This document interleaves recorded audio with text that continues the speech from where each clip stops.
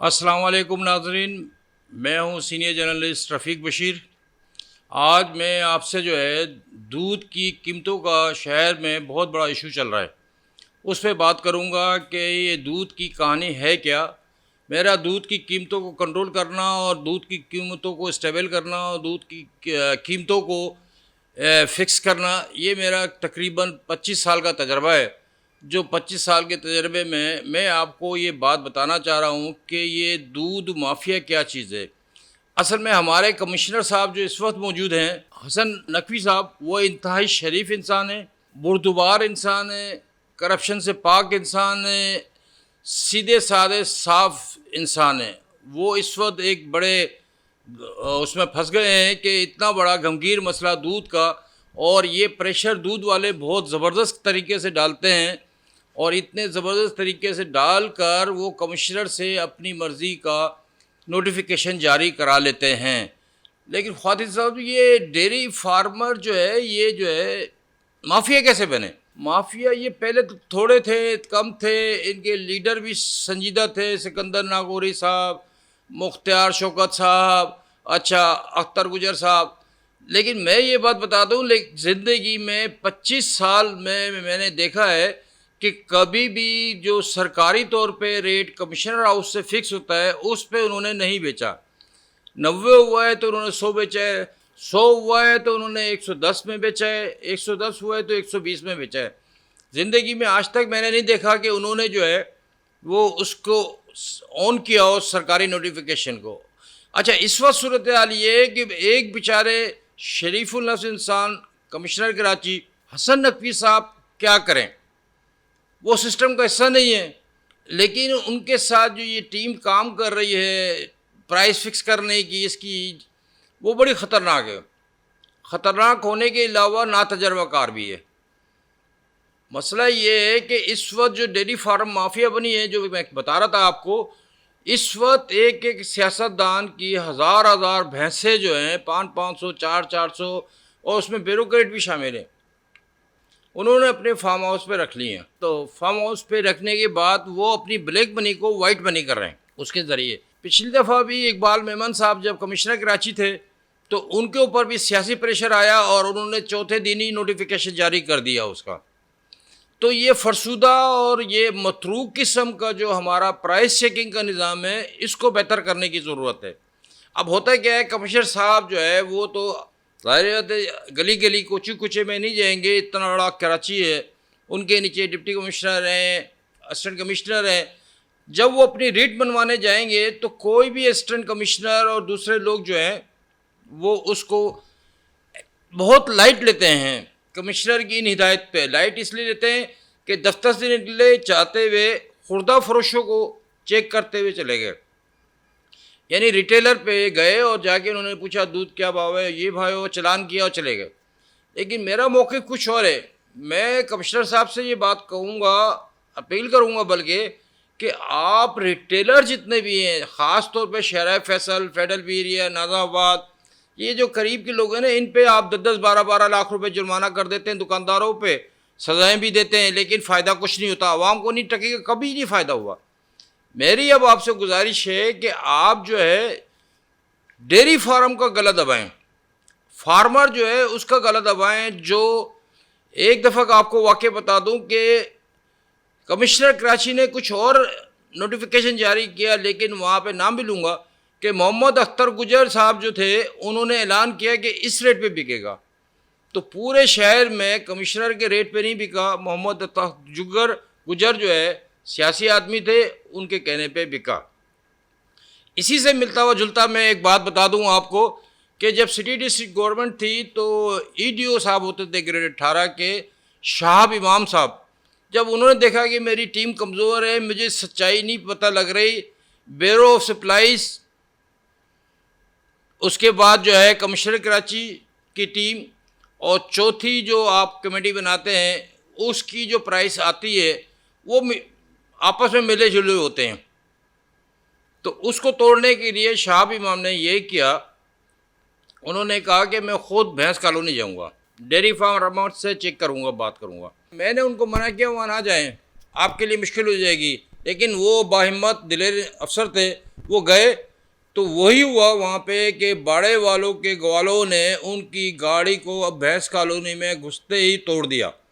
उनका लैपटॉप भी तोड़ दिया, उनकी गाड़ी भी तोड़ दी, मोबाइल भाग गई, बड़ी मुश्किल से जान बचा के वो है।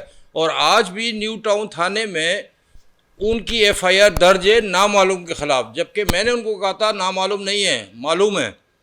कौन कौन लोग हैं मैं आपको नाम बताता हूँ, उनकी एफआईआर कटाएं। नामालूम के ख़िलाफ़ एफआईआर कटाने के बाद ज़ाहिर बात है कोई चीज़ पकड़ में तो आती नहीं है ना, नामालूम आएगा। और इस फरसुदा निज़ाम में जो है ना कैसे आएगा जहाँ पे सियासतदानों के और ब्यूरोक्रेट्स के करोड़ों नहीं, मैं तो समझता हूँ अरब से भी पैसे लगेंगे, क्योंकि आजकल एक भैंस 3-4 लाख रुपए की आती है।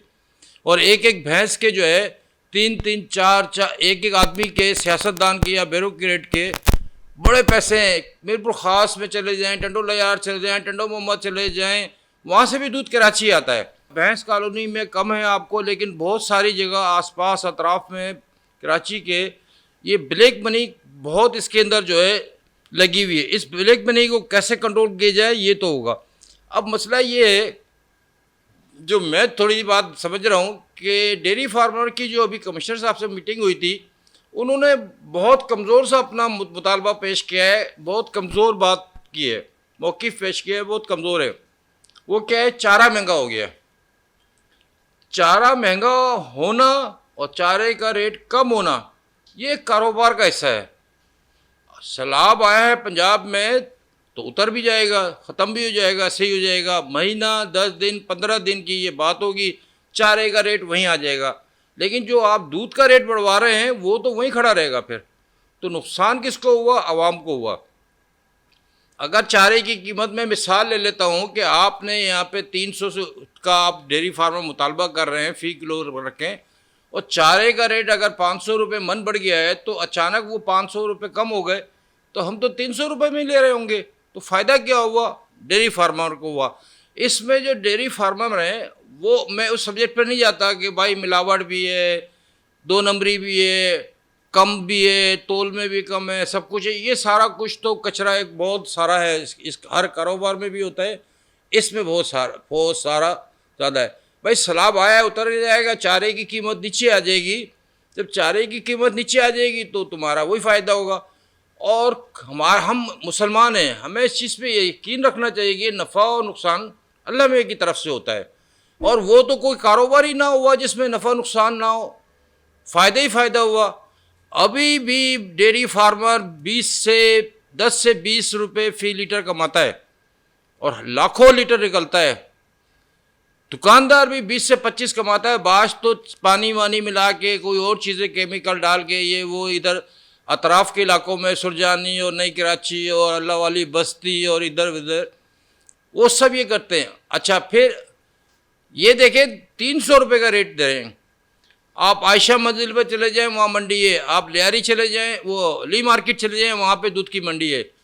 वहाँ दूध आता है भैंस का, भैंस के साथ बकरियों का भी, बकरियों के साथ भेड़ों का भी, वो सब मिक्स दूध होता है, कम कीमत होता है। यही बाड़े वाले, यही दुकानदार उनसे यहाँ ख़रीदते हैं मंडियों से और अपने असल दूध में उसको मिक्स करके भेज देते हैं। अच्छा, ये तो मैंने एक तरह से सारा अपना गुस्सा डेयरी फार्मर पे उतार दिया। और कमिश्नर साहब हमारे अच्छे हैं, अच्छे इंसान हैं, अल्लाह उनको सेहत दे।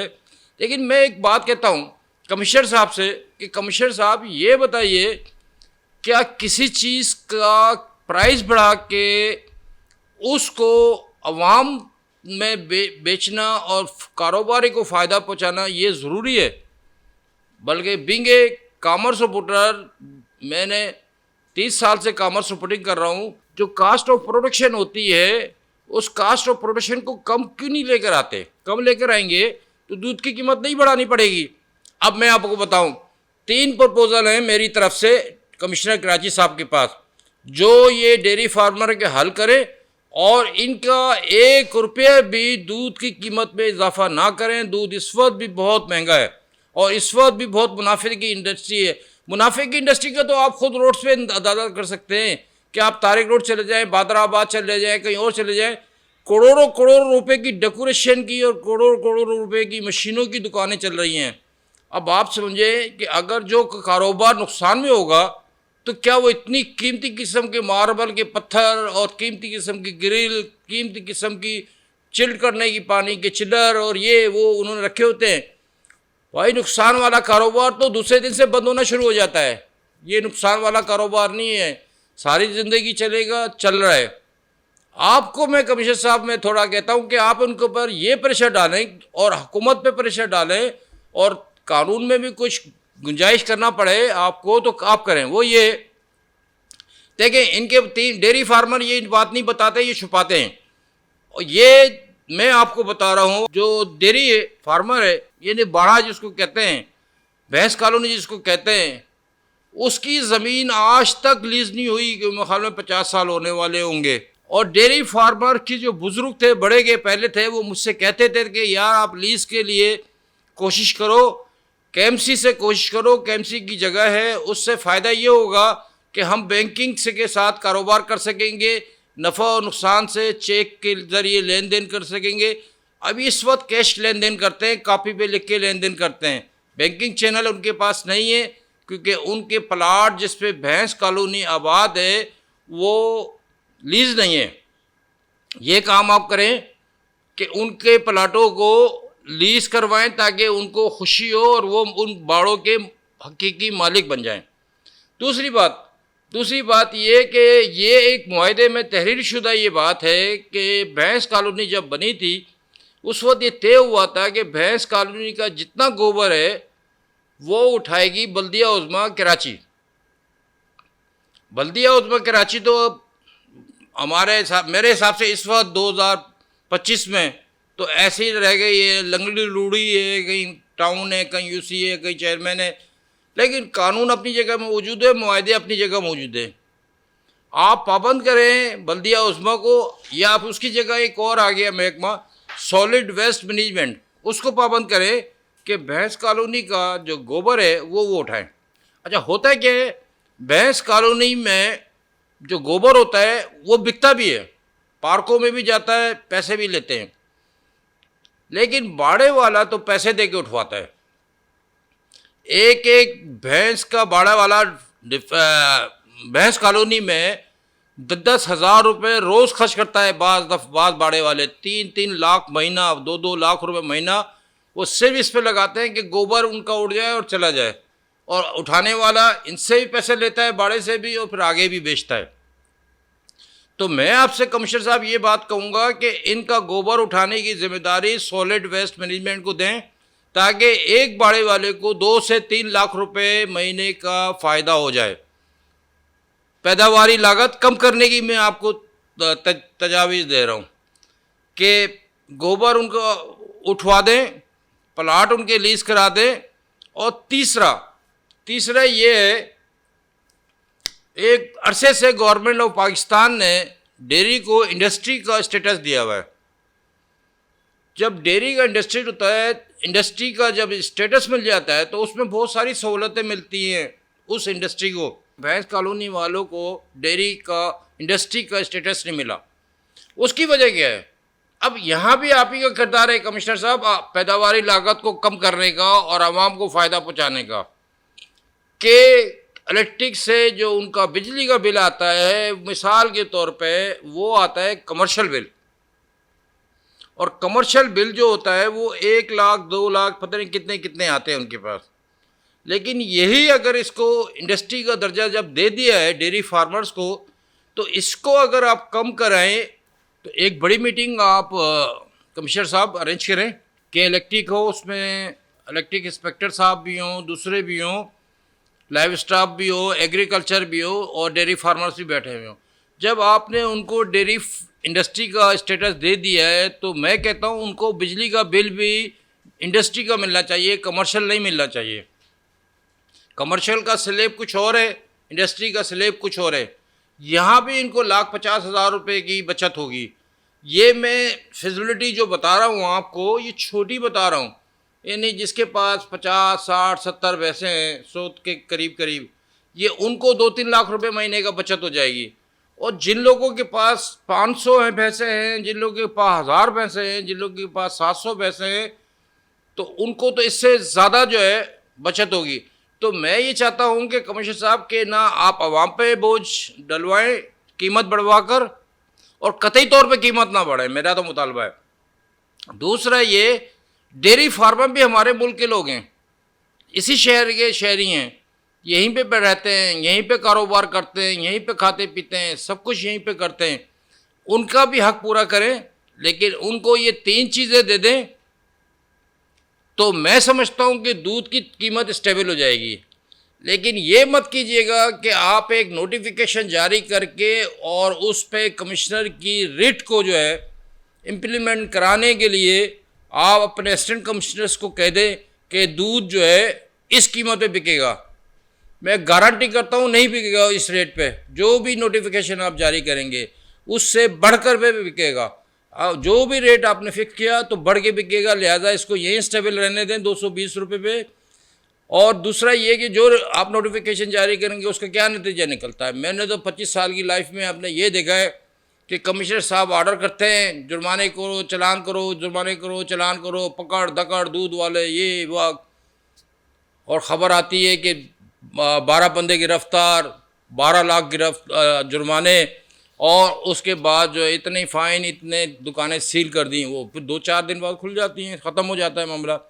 और आपका असिस्टेंट कमिश्नर से लेके, अच्छा मैं एक और बात, चलते चलते मैं प्रोग्राम का अख्ताम करना चाह रहा हूँ, चलते चलते मैं एक ही बात बता दूँ कि आप जिन कमिश्नर साहब, आप तो माशाल्लाह से बहुत बेहतरीन इंसान हैं और अफसर भी हैं। आप जिन पे भरोसा कर रहे हैं ना, life stock, bureau of supplies and prices, agriculture, ठीक है, और दूसरे जो शोबे हैं जिनकी आप मीटिंग करते हैं, जिनको आप बुला रहे हैं, तो उनके कहने से या उनके साथ मीटिंग करने से मसला हल नहीं होगा। मसला होगा जेन्युइन बातें करने से, जेन्युइन पॉइंट पे आने से, और ये रिटेलर्स पे जुर्माने कराने से या रिटेलर्स को पकड़ने से कभी दूध की कीमत जो है स्टेबल नहीं होगी। ये था हमारा आज का एपिसोड। हमारे प्रोग्राम को सब्सक्राइब कीजिएगा, फीडबैक दीजिएगा, और इंशाल्लाह मिलते हैं फिर एक प्रोग्राम के साथ। खुदा हाफिज़।